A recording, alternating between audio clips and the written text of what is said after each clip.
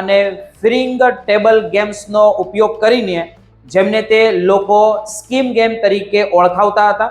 આ મશીનોમાં લોકો પૈસા નાખતા અને ગેમ રમતા હતા. જ્યારે ગેમ પૂરી થાય ત્યારે મશીનમાંથી એક ટિકિટ નીકળતી હતી, જેને ત્યાંના કર્મચારીઓ રોકડા પૈસામાં બદલી આપતા હતા. આ કેસ આઉટ સિસ્ટમ તેને ગેરકાયદેસર જુગાર બનાવે છે. ફેડરલ પ્રોસિક્યુટર દ્વારા સાબિત થયું કે જુલાઈ 2022 થી મે 2025 સુધીમાં આ લોકોએ $9.5 મિલિયન કમાણી કરી હતી. આટલા મોટા પ્રમાણમાં રોકડ રકમ આપવી હોવાથી તેને ઠેકાણે પાડવા માટે આ ટોળકીએ મની લોન્ડરિંગનો સહારો લીધો હતો.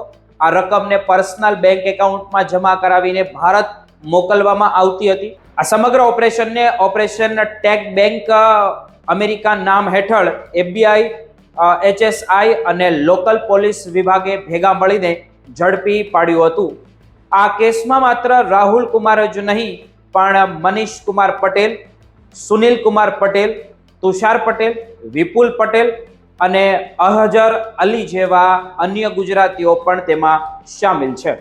આખી ગેંગ વોટ્સએપ દ્વારા એકબીજા સાથે 24 કલાક સંપર્કમાં રહેતી હતી અને દરરોજના કમાણીના આંકડાઓ ત્યાં શેર કરતી હતી. એજન્સીઓએ જ્યારે આ ફોન જપ્ત કર્યા ત્યારે તેમને આખા ગુનાનો નકલી નકશો મળી આવ્યો.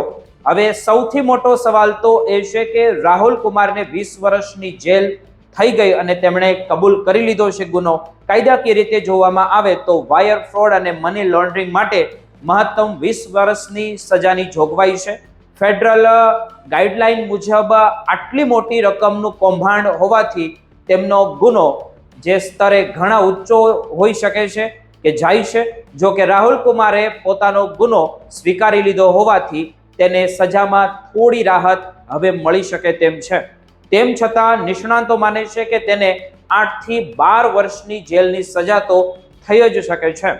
અમેરિકાની ટ્રમ્પ સરકાર હવે આવા આંતરરાષ્ટ્રીય ગુનાહિત સંગઠનો સામે લાલ આંખ કરી રહી છે અને આ કેસને રાષ્ટ્રીય સુરક્ષા સાથે જોડીને જોવામાં આવી રહ્યો છે. જો કે લોકો અમેરિકાના નાગરિક નથી, તેમના માટે સજા પૂરી થયા પછી ભારત પાછા મોકલવાની એટલે કે ડિપોર્ટ કરવાની, દેશ નિકાલ કરવાની પ્રક્રિયા હાથ ધરવામાં આવશે.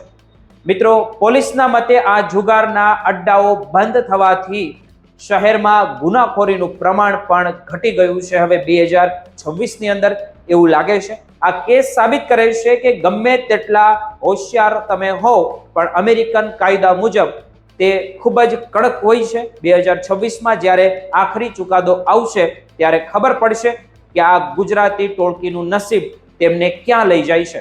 પણ અત્યારે તો આ કિસ્સાએ આખા અમેરિકામાં વસતા ભારતીયોમાં ચર્ચા જગાવી છે.